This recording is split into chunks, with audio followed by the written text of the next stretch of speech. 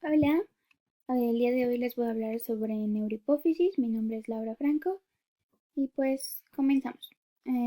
Vamos a empezar diciendo que la neurohipófisis se encuentra en la base del cráneo, en la silla turca del hueso esfenoides.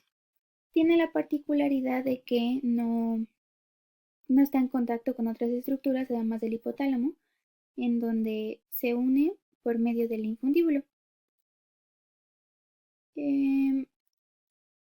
Histológicamente hablando, se compone únicamente por dos cosas, por neurópilo y por pituicitos. Esto tiene mucho sentido porque si podemos ver el esquema de este lado, pues son las continuaciones de los somas de los núcleos paraventricular y supraóptico del hipotálamo. Esto tiene mucho sentido si vemos un poco de su origen embriológico, pues las neuronas magnocelulares son derivadas de las células neuroectodérmicas del diencéfalo. Estas neuronas convertidas en magnocelulares van a producir dos tipos de hormonas peptídicas, la hormona antidiurética o vasopresina, que va a actuar en los túbulos renales, y la oxitocina, que va a actuar en las glándulas mamarias y en el músculo liso uterino. Vamos a hablar un poco sobre cómo se sintetiza y se secretan ambas hormonas peptídicas. Entonces, estas hormonas van a, van a salir como un transcrito primario desde el soma de las neuronas magnocelulares. Estas dos hormonas, a pesar de que son vienen de genes independientes, son genes continuos y son secuencias altamente conservadas porque evolutivamente son tan importantes en los mamíferos que vienen del mismo precursor común, que es la vasotocina. Estos genes están en el cromosoma 20 y van a transcribir nonapéptidos, es decir, péptidos de 9 aminoácidos, que se van a acomodar en un anillo con 6 aminoácidos y los otros 3 aminoácidos, para contar los 9, van a formar una cola. Esta cola va a ser muy importante porque va a determinar la vida media de la proteína. Estas proteínas se, se sintetizan como prepropéptidos y durante su trayecto a lo largo del axón hasta llegar a, hasta llegar a pues la terminal axónica, van a ir modificándose de prepropéptidos a propéptidos y luego a péptidos.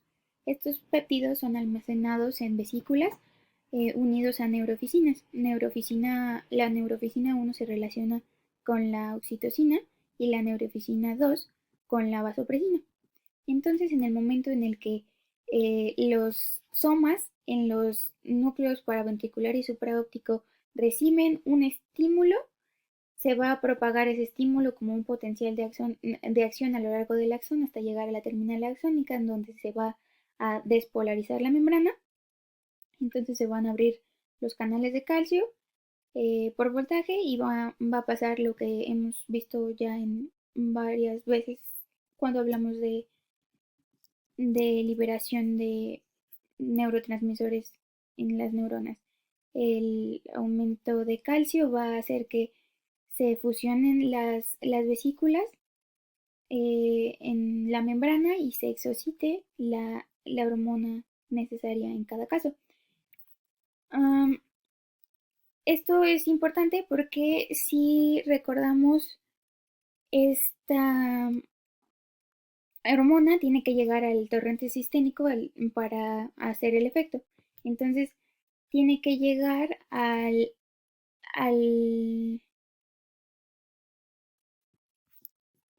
al espacio perivascular. Esto nos da la posibilidad un poco para hablar de cómo es la irrigación y drenaje de la neurohipófisis. Y tenemos que la irrigación viene de la carótida interna, de ahí a la arteria comunicante posterior y ya directamente la neurohipófisis es irrigada por las arterias hipoficiarias inferiores. En cuanto a su drenaje, es un seno cavernoso, son los senos cavernosos que están a los lados, y esos senos cavernosos van a drenar a la vena yugular interna. La hormona se libera como un péptido libre, porque ya está un pH fisiológico, el del plasma, y además ya no está unida a una neurofisina. Cabe destacar que las principales aferencias de los núcleos paraventricular y superóptico, en el caso de los estimuladores, se trata de un estímulo por glutamato y el inhibidor sería GABA. Ya que estamos un poco viendo sobre cómo va a sintetizarte y todo eso, también tenemos que hablar un poco sobre qué estimula esa síntesis y liberación de la hormona. Vamos a hacer más énfasis en la vasopresina o antidiurética, pues por las patologías que vamos a ver en esta sesión. Entonces, el estímulo más importante para la liberación de hormona vasopresina es la estimulación osmótica. Y esta se necesita, bueno, se nota por los cambios mínimos en la osmolaridad plasmática. Con que haya un 1% de cambio en esa osmolaridad, se va a ver una modificación en la liberación o inhibición de la secreción de vasopresina. Incluso se dice que si hubiera cambios, un aumento de la osmolaridad del 2%, la producción y liberación de vasopresina se duplicaría. Entonces, las concentraciones basales de vasopresina que se liberan constantemente en forma de pulsos, porque pues recordemos que son neuronas, entonces siempre es por pulsos, es de 0.5 a 2 picogramos por mililitro. Cuando hay un estímulo en un cambio en la osmolaridad, estos aumentos o cambios en las osmolaridades los van a registrar las neuronas osmorreceptoras en el hipotálamo, que se encuentran en la pared anterior del tercer ventrículo, que son perfundidas por capilares fenestrados. Estas neuronas osmorreceptoras tienen receptores de tonicidad TRPV1 y TRPV4. Entonces van a ser importantes en una causa de una patología que vamos a ver más adelante. Es algo muy puntual, pero pues funciona. Cuando estos osmorreceptores notan el cambio, estimulan la secreción de vasopresina. En la imagen que tengo de este lado, del lado izquierdo, lo que quiero ejemplificar es qué pasaría si hay un aumento en la osmolaridad plasmática. Pues esto es detectado por los osmorreceptores hipotalámicos, que lo que van a hacer es liberar hormona antidiurética, y esto se va a la circulación sistémica y después llega al riñón, en donde va a haber un aumento de la permeabilidad en el túbulo contorneado distal y en los túbulos colectores, lo que va a generar que haya una mayor reabsorción de agua, y así se evita que haya un aumento de la osmolaridad. Además, en el momento en el que hay un aumento en la osmolaridad plasmática y es detectado por el hipotálamo, también se genera un estímulo de sed para tratar de beber agua y también reducir la osmolaridad. Esta reabsorción de agua, si lo podemos ver en esta gráfica del lado derecho, va a aumentar la osmolaridad urinaria de manera lineal hasta que llega al punto máximo de concentración. Esto se debe a que la médula la médula del intersticio renal, la máxima osmolaridad que tiene es 1200, entonces su capacidad de concentrar orina es solamente hasta 1200. Aquí podemos verlo que en el túbulo contorneado distal y el túbulo colector es donde va a actuar la ADH y la aldosterona. Y esto puede ser inhibido, por ejemplo, por las tiacidas. Y en cambio, esto sería en el caso de que hubiera un aumento muy grande en la producción de vasopresina o hormona antidiurética. Y eso es lo máximo que puede concentrar la orina para que sea lo menos posible. En cambio, si no hay hormona antidiurética y no se reabsorbe agua, el paciente, un adulto, eh, puede llegar a orinar hasta 20 litros de orina en un día. Además de los estímulos osmóticos para como la principal forma de que se produzca una síntesis y una secreción mayor de vasopresina, hay otros estímulos que, que pueden, eh, que son importantes para el control de la vasopresina. El segundo más importante, el segundo estímulo más importante para la síntesis y secreción de la hormona antidiurética, pues se trata de una disminución en el volumen circulatorio y de la presión arterial. Con más del 10% es suficiente para que los vasoreceptores en la vena cava y en la aurícula derecha sean activados y entonces el mensaje de que de que está disminuyendo va a viajar por los nervios vago y glosofaringeo para hacer un receso en el centro vasomotor de la médula oblongada y de ahí ir a las neuronas paraventriculares y supraópticas y estimular la producción y liberación de hormona antidiurética.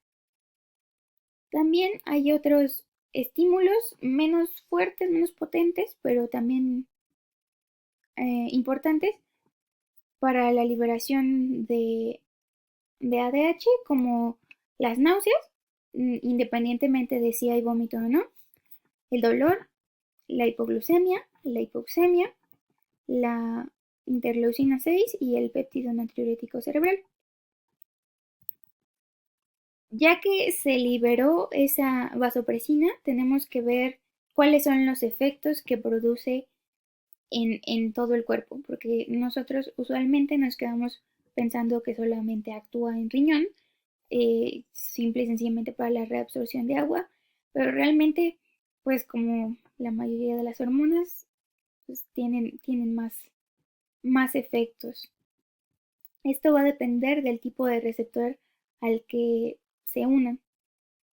Por ejemplo, en el caso del riñón, se va a unir a los receptores B2 de las células epiteliales de los túbulos colectores, que son receptores unidos de proteína G, unidos a MP cíclico, y lo que van a hacer es aumentar la transcripción de acuaporina 2 para hacer una translocación y que haya a la membrana y que haya más reabsorción de agua. Pero no es el único lugar en donde hay receptores B2. También hay receptores B2 extrarrenales y estos extrarrenales van a estimular la síntesis y la liberación de factores de coagulación 8 y del factor de von Willebrand. Además, hay otros tipos de receptores como el receptor B1A, que es importante porque están en el músculo lisovascular y van a generar vasoconstricción. Estos mismos receptores B1A también estimulan la agregación plaquetaria. Y por último, hay unos receptores llamados B3 o B1B que se encuentran en las células corticotropas de la adenohipófisis, donde esta ADH o vasopresina va a estimular la síntesis de ACTH para la liberación de cortisol. Y en el páncreas también va a estimular la liberación de insulina. Esto tiene mucho sentido si hablamos de que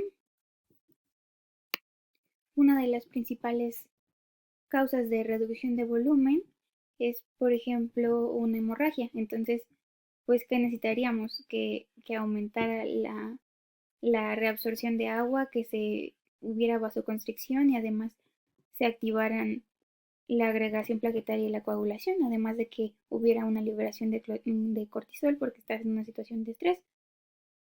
Es bastante interesante si lo vemos desde ese punto de vista. Bueno, continuamos. Eso sería en el caso de que estuviera un paciente normal, una persona normal. Sin embargo, también puede haber enfermedades derivadas de alteraciones en la vasopresina. Por ejemplo, si hay una vasopresina deficiente, podemos tener pacientes con diabetes insípida. Este tipo de diabetes puede ser una diabetes insípida central o nefrogénica. En la central es porque no es producida o no es producida adecuadamente, y en el caso de la diabetes nefrogénica estaríamos hablando de que el órgano blanco no responde al estímulo. Entonces, hablando un poco sobre la fisiopatología, la, la diabetes insípida se conoce como un síndrome poliúrico polidípsico con hiposteinuria, es decir, con osmolaridad de la orina baja, en donde el paciente va a secretar más de 3 litros de orina al día, aún con deprivación de agua.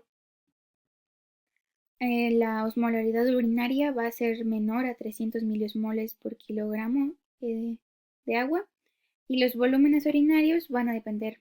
En el caso de los adultos, van a ser mayores a 40 mililitros por kilogramo de peso por día, y en el caso de los niños van a ser más de 6 mililitros por kilogramo de peso por día. En el caso de las formas parciales, hay cierta capacidad de concentración de la orina, pero lo máximo que puede llegar a tener el paciente son 750 miliosmoles por kilogramo de agua. Entonces acá lo que podríamos ver es que la ADH no cumple su objetivo, no hay un aumento de la permeabilidad en los túbulos contorneados distal y los colectores para reabsorber este, más agua. Eh, Hay diferentes razones por las que una persona puede orinar mucho y de manera diluida, y ahí tenemos que hacer una diferencia bastante importante entre la polidipsia primaria y la polidipsia por diabetes insípida. En el caso de la polidipsia primaria, principalmente se trata por un trastorno psiquiátrico derivado de delirios enlazados con la limpieza corporal, o en el caso de que fuera iatrogénico, por una administración excesiva de líquido por vía parenteral. En cambio, en la polidipsia por diabetes insípida, estamos hablando que es por una deficiencia en la vasopresina, ya sea en su síntesis, en su secreción, en que haya un metabolismo aumentado de ella, o que haya una disminución en la respuesta del órgano blanco, como hablamos de la nefrogénica. En el caso de la polidipsia primaria, la osmolaridad va a ser normal, y en la polidipsia por diabetes insípida va a estar aumentada. Entonces, la ingesta de agua en la polidipsia primaria, si lo queremos ver de una forma clínica para analizar las características del paciente, bueno, pues él solo va a tomar agua cuando esté despierto. En el caso de la polidipsia por diabetes insípida, como esto es derivado de un aumento en la osmolaridad, lo necesita. Entonces va a persistir en la noche y puede generarle alteraciones del sueño. Pero ¿qué pasaría si no se ingiriera el líquido? Pues en el caso de una polidipsia primaria, simplemente la poliacuria disminuiría y lentamente, dependiendo de cuánto tiempo lleva el paciente consumiendo más agua de la que debería, el riñón va a volver a concentrar la orina. Hablando específicamente sobre esto, hay algo importante sobre esto de la... Hay un lavado y es un lavado de gradiente en donde lo que sucede es que como hay una un aumento en la ingestión de líquidos y está orinando más, pero necesita orinar más porque el agua que está ingiriendo extra necesita salir, lo que pasa es que hay una como contrarregulación de la vasopresina. Entonces se va a tardar más después en es más, se vuelve un poco insensible a la vasopresina, además de que hay menos canales de acoporina. En cambio, en la polidipsia por diabetes insípida, en el momento en el que el paciente deje de ingerir líquido, ese paciente está en riesgo de deshidratarse e incluso llegar a o estar en riesgo de un colapso circulatorio inminente, porque él está perdiendo agua como loco. Si quisiéramos ver el diagnóstico de una manera realmente sencilla, podríamos primero identificar la osmolaridad en la orina del paciente. Si es mayor a 300 milosmoles, pero el paciente orina mucho, pues podríamos decir que es una diuresis osmótica, entonces está perdiendo agua, pero lo está perdiendo con solutos. En cambio, si no está orinando muchas veces, pero sí su orina está muy concentrada, pues podríamos pensar en que hay un defecto en la concentración de la orina, un defecto en el riñón. En cambio, si la osmolaridad de la orina está disminuida, si es menor a 250 miliosmoles, podríamos hacer una segunda prueba, la prueba de la desmopresina, y entonces podríamos ver cómo responde el paciente. Si el paciente mejora, si la osmolaridad aumenta, se modifica, estaríamos hablando de que es una diabetes insípida de origen central, porque en el momento en el que hay una terapia de reemplazo, el paciente va a mejorar. En cambio, en el caso de que el órgano blanco no es lo que no funciona, la prueba de desmopresina es negativa y se trata de una diabetes insípida nefrogénica. Tenemos que hacer aquí un poco de énfasis en cuáles son los diagnósticos diferenciales de la diabetes insípida. Ya habíamos mencionado la polidipsia primaria, pero también hay otras como la diuresis osmótica, que tiene que ver mucho con esta parte de aquí, que puede ser por diabetes mellitus o enfermedad renal intrínseca, porque pues por ejemplo, en el caso de la diabetes, la glucosa va a jalar el sodio y el sodio el agua y entonces vas a orinar más. En el caso de la enfermedad renal, pues estás perdiendo proteínas. También puede haber una diuresis osmótica por simplemente administración de glucosa, manitol o incluso anticolinérgicos. Y también un diagnóstico diferencial que es un poco algo más simple es que sea una micción frecuente, no cuantiosa, pero frecuente, y esto puede ser por una anormalidad urológica. Entonces, si queremos ser más específicos en cuanto al diagnóstico, el diagnóstico tiene tres ejes básicos, que es la determinación sérica de ADH, el sodio sérico y la osmolaridad plasmática y urinaria. En el caso de que tengamos un paciente con una osmolaridad urinaria menor a 200 miliosmoles y un sodio sérico mayor a 145 milimoles, es prácticamente un diagnóstico confirmatorio de una diabetes insípida. Realmente, pues, es lo que necesitamos. Sin embargo, no en todos los casos es así, tan grave.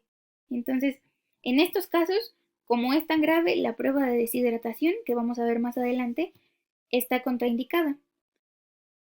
Aquí ya podemos empezar a hacer diagnósticos diferenciales entre si la diabetes insípida es central, nefrogénica o simple y sencillamente se trata de una polidipsia primaria, con los niveles de ADH y con la osmolaridad de sodio plasmático.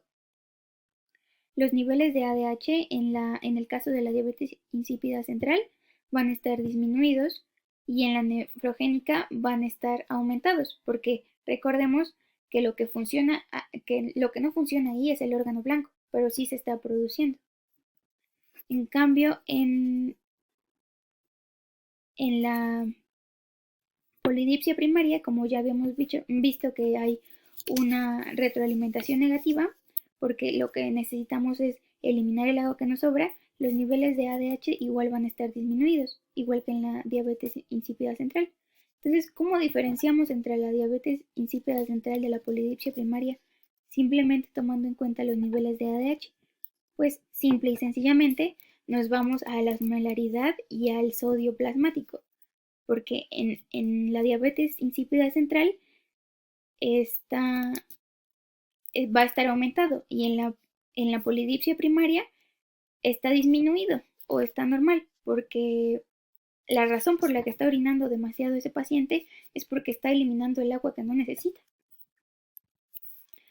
También podemos hacer la prueba de la desmopresina. Esto es importante porque no siempre se puede utilizar los niveles séricos de ADH, porque es una prueba un poco más difícil de hacer y necesita que esté en un lugar frío y tenga ciertas condiciones más específicas.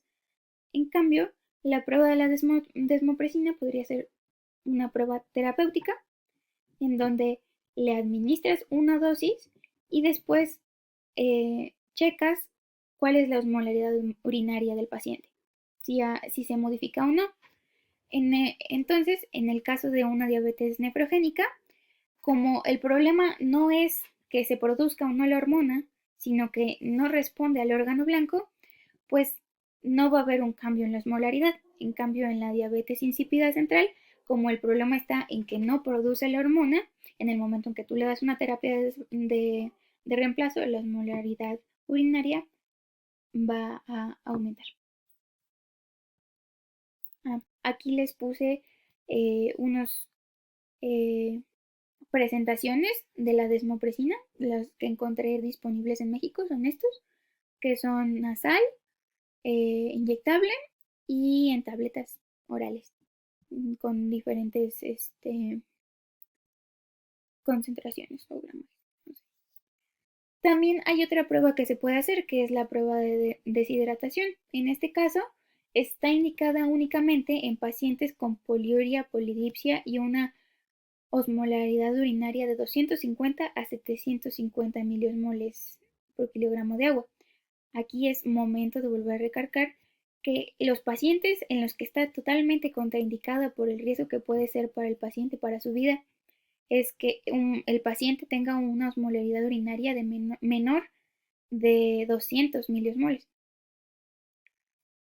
Lo pondríamos en peligro porque esta prueba consiste en negarle la ingesta de agua al paciente por 6 a 8 horas para forzar la concentración urinaria.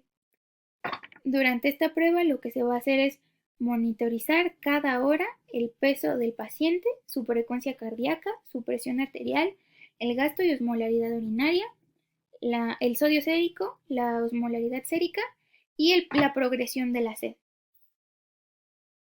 La prueba puede durar las 6 a 8 horas, pero realmente como vamos a ir monitorizando al paciente, la prueba se va a acabar cuando una de 4 cosas. Cuando haya una pérdida del más del 3% de peso basal, cuando haya un aumento de menos del 30 miliosmoles de agua en 2 horas consecutivas, que ya estás viendo que ya no va a seguir concentrando más, que ya no va a mejorar más, o cuando llegue a su concentración, su osmolaridad urinaria máxima, que son 750 miliosmoles, o que el sodio sérico esté más allá de los 148 miliosmoles. En este caso, en el momento en el que acaba la prueba, se va a evaluar un balance hídrico, la osmolaridad plasmática y urinaria y el sodio sérico del paciente. Justo después de que se evalúa al paciente, se le va a administrar una dosis de 2 microgramos de desmopresina subcutánea y a las 12 horas vuelves a evaluar al paciente. Y con eso puedes tener como un diagnóstico diferencial de la probable etiología de la poliaquiuria de tu paciente. Entonces, en una persona normal, al término de la prueba de deshidratación, lo que se vería es que hay una osmolaridad urinaria de unos 750 milios miliosmoles. Y después de la administración de la vasopresina, el cambio va a ser mínimo. Mínimo hablamos de menos del 9% de la osmolaridad, porque realmente ese paciente pues está sano, no debería poder hacer más porque ya está en su máximo. En el caso de una diabetes insípida central completa, al término de la prueba de deshidratación, la osmolaridad va a ser menor a 250 milosmoles por kilogramo y en el momento en el que administremos la desmopresina va a haber un aumento de la osmolaridad muy importante porque pues ya tiene la terapia de reemplazo que es lo que necesita. En el caso de la diabetes insípida central que es parcial, con la prueba de deshidratación sí hay cierto grado de concentración de la orina, entonces puede llegar a estar entre 250 a 750 milosmoles por kilogramo. Y en el momento en el que administramos la desmopresina, además va a haber un aumento de un poco más del 10% en la osmolaridad de la orina.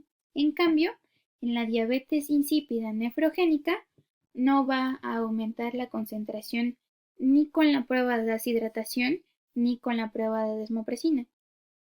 En la prueba de deshidratación no va a funcionar pues porque no tiene ADH, no, el riñón no la reconoce y la desmopresina tampoco va a funcionar porque pues es un análogo de la vasopresina. Entonces el problema está en el órgano blanco que no reconoce la hormona. Hay diferentes etiologías de la diabetes insípida, ya especificando un poco sobre la diabetes insípida central. Entonces, puede ser adquirida, puede ser por tumores, por, por cirugías, por traumatismos, autoinmunitaria, por enfermedades infiltrativas, por infecciones, incluso isquémicas o tóxicas, pero la más común de todas es posquirúrgica, específicamente por cirugías de hipotálamo hipófisis, en donde hay una lesión en el tallo hipofisiario. Esta lesión y la diabetes insípida central derivada pueden ser transitorias o permanentes. Esto va a depender del lugar en donde sea la lesión en el tallo. Entre más cerca esté del soma, más probabilidad es de que sea una diabetes insípida central, una diabetes insípida permanente, perdón, porque pues el soma, como sabemos, ya no puede volverse a formar, en cambio el axón, pues sí. Otras causas comunes y sobre todo importantes porque son comunes en la parte clínica son las masas celares y supracelares, que nos pueden pueden ser causadas por tumores en el caso de los menores de 30 años. Las causas de tumores celares y supracelares más comunes es un craneofaringema o un disgerminoma, germinoma. Y en el caso de los mayores de 50 años, generalmente son metástasis de algún otro tumor, ya sea del sistema nervioso central o de alguna otra parte del cuerpo. Otras masas celares pueden ser causadas por enfermedades infiltrativas como la sarcoidosis o la histiocytosis. También puede haber tumores posparto, no son tan comunes. Otras causas posparto que podemos mencionar aquí es la hipofisitis y en una un poco más común es la isquémica, que es el síndrome de Sheehan. Acá algo importante es que, por ejemplo, el síndrome de Sheehan no se cura. Y tiene que ver, ya que estamos hablando de las enfermedades, de las causas postparto, podemos hablar un poco más sobre la diabetes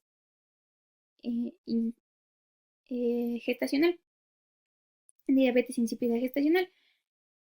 Hay que mencionar aquí que incluso en un embarazo normal hay cierto grado de hemodilución, que es una disminución de 10 miliosmoles por kilogramo en la osmolaridad plasmática y el sodio sérico está un poquito bajo, entre 133 y 138 miliosmoles.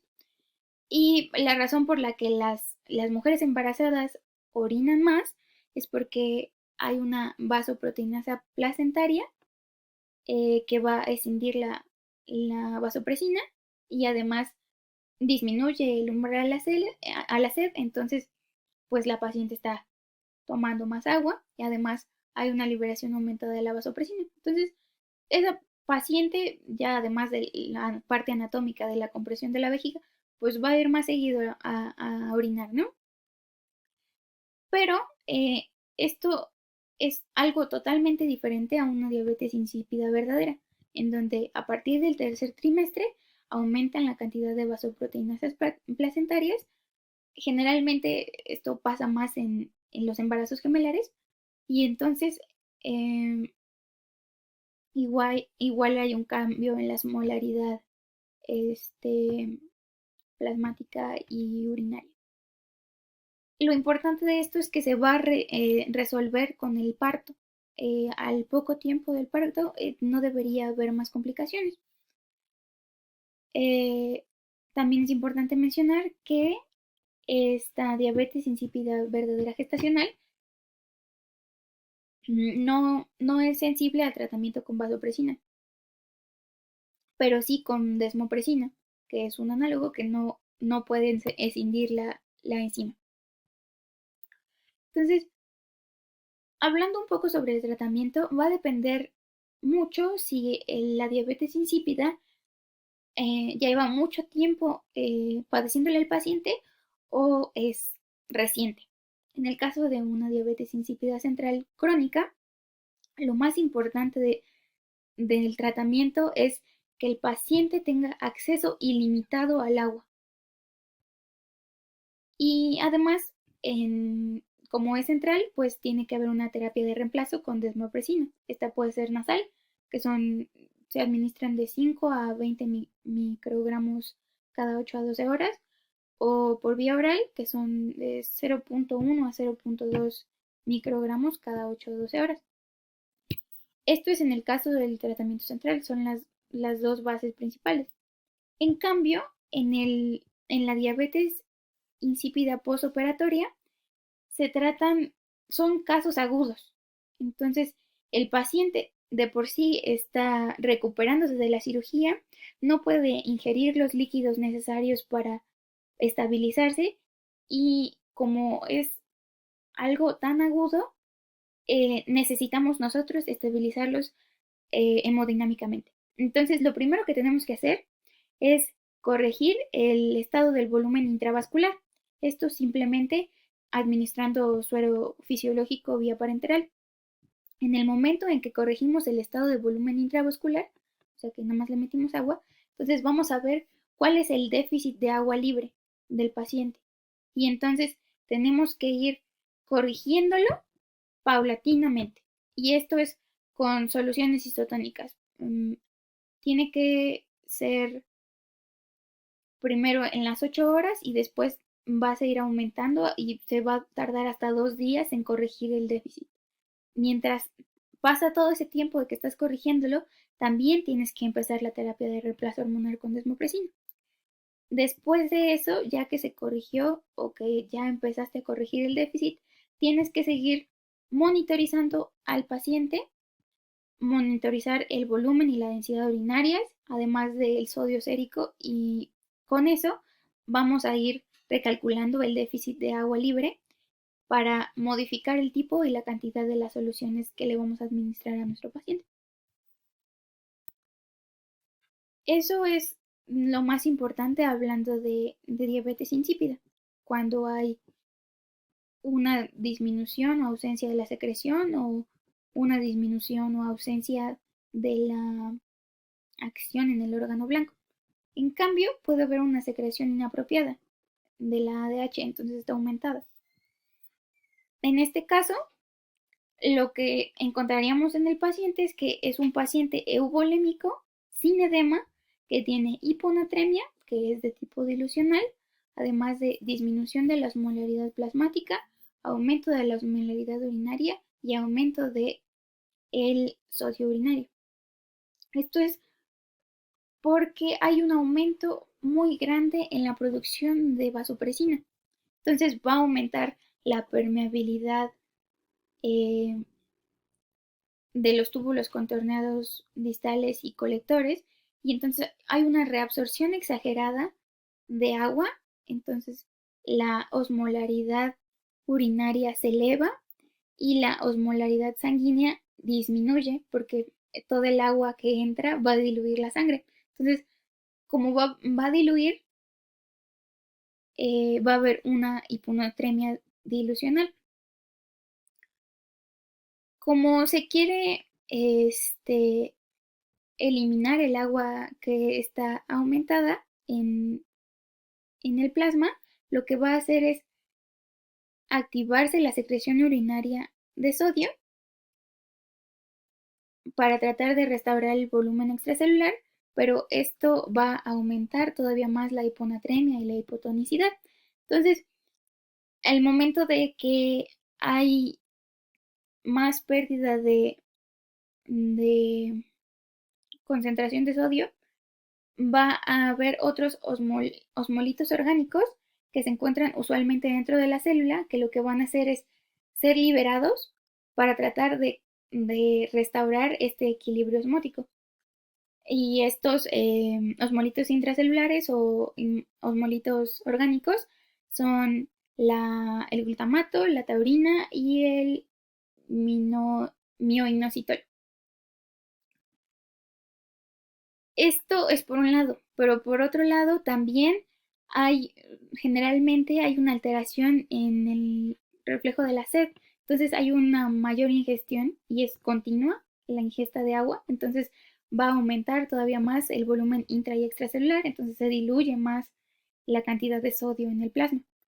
Además, en el caso de que este exceso de vasopresina sea crónico, lo que va a hacer es aumentar ya de manera casi permanente la cantidad de acuaporinas en los túbulos colectores y contorneados distales. Entonces lo hace más permeable a la reabsorción de agua, empeora el cuadro. Entonces, las manifestaciones clínicas, a pesar de que pues afecta a todas las células la hipotonicidad, las manifestaciones clínicas más importantes van a ser neurológicas. Y va a depender mucho del cuadro, si es agudo o es crónico.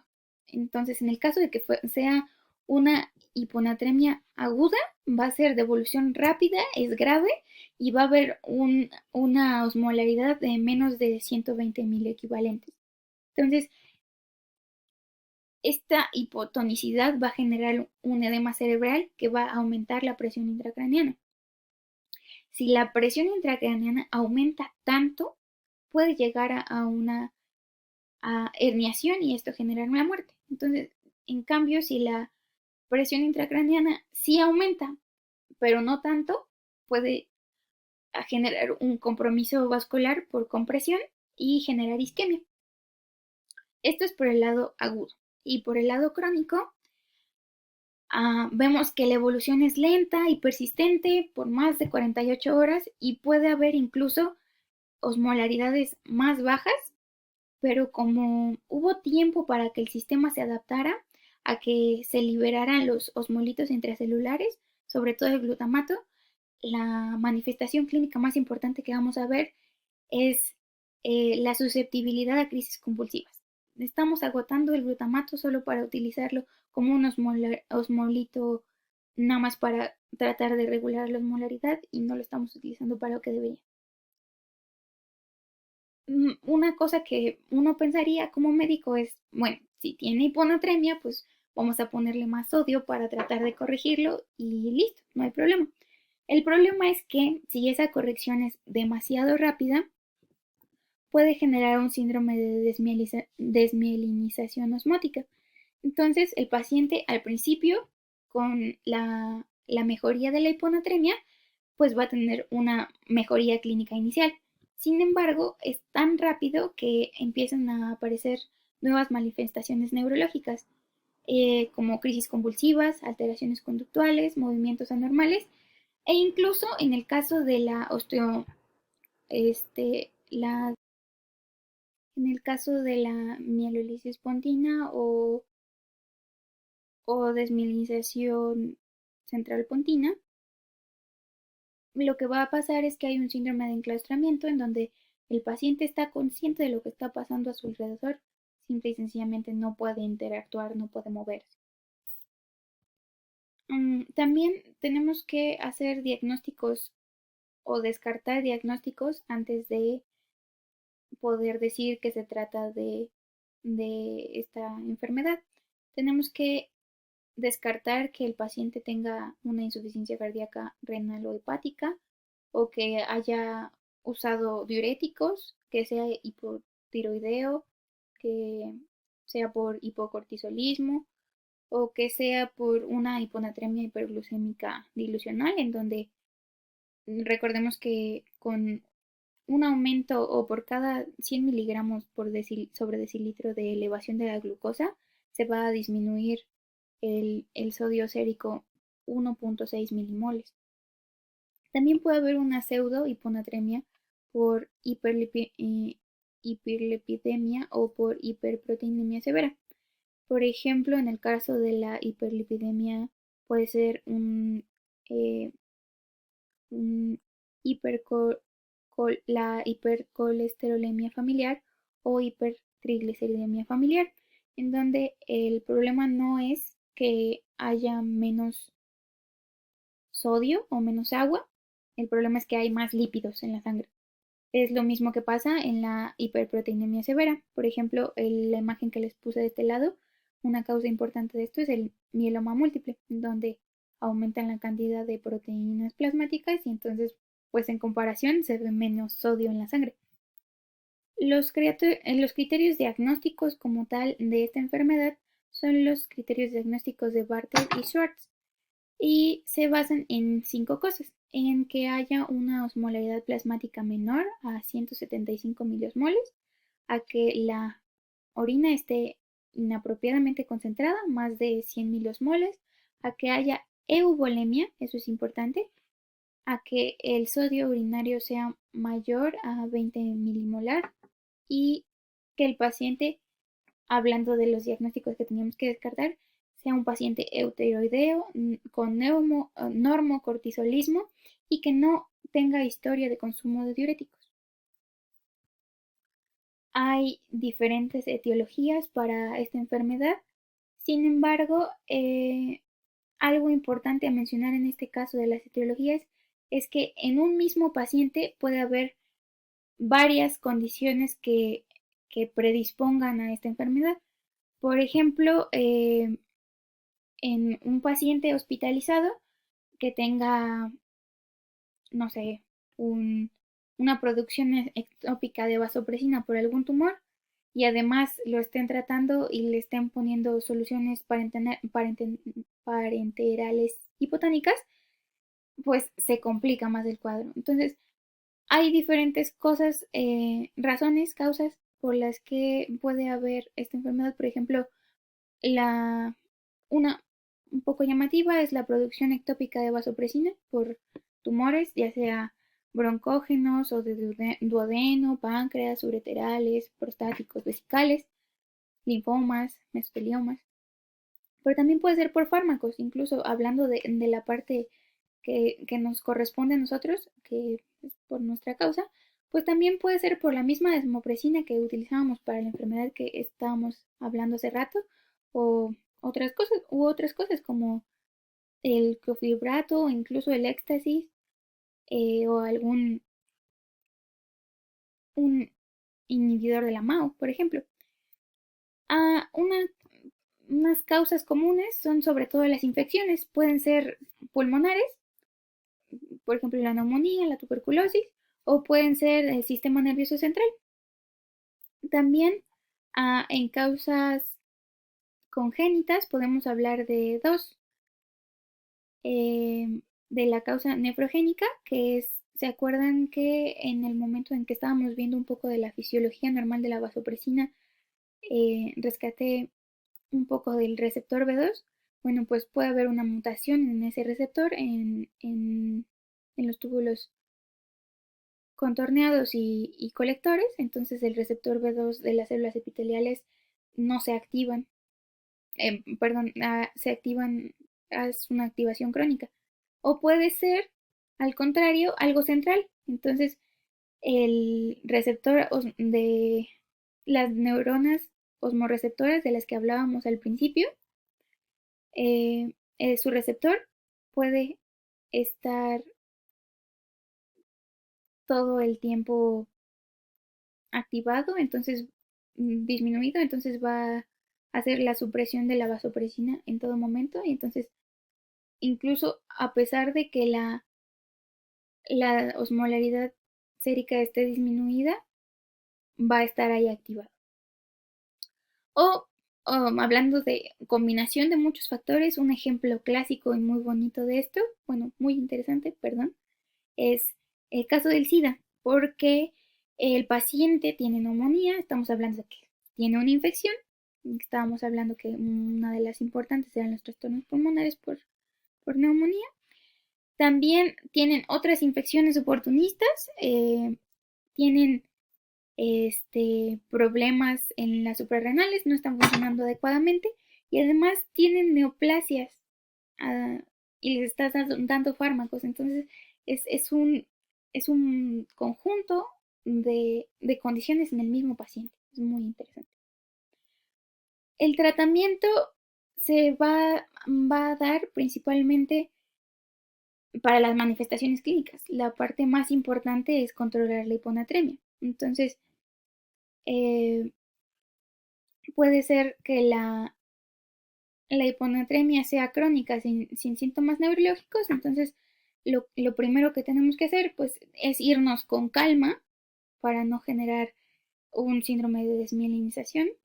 Entonces la corrección tiene que ser paulatina para evitarlo. Entonces no tiene que ser un cambio de más de 8 milimoles por litro por día. Y lo más importante es la restricción de los líquidos para disminuir el volumen urinario a 800 mililitros cada 24 horas. Esa es más o menos la restricción de líquidos. También en ese caso, en la crónica sin síntomas neurológicos, podemos administrar el sodio que está perdiendo el paciente vía oral, 9 gramos por día, y sobre todo en el caso de las causas de base, cuando no podemos hacer más para tratarlo, pues podemos dar furosemida, demeclocina, demeclociclina o antagonistas de los receptores B1 y B2. En cambio, si se trata de una hiponatremia crónica, pero que tenga síntomas neurológicos, lo importante es hacer una corrección rápida para tratar de estabilizar al paciente.